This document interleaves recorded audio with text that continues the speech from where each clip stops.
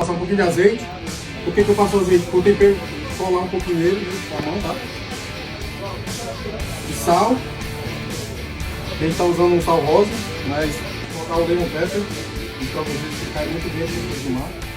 Mexidinha. Então vou botar pouca quantidade. Só para um lado, já viram mais fora. Muito rápido, tá? Morreu. Ó, virando, ó. Aqui geralmente é 1 minuto de cada lado, dependendo da temperatura que está.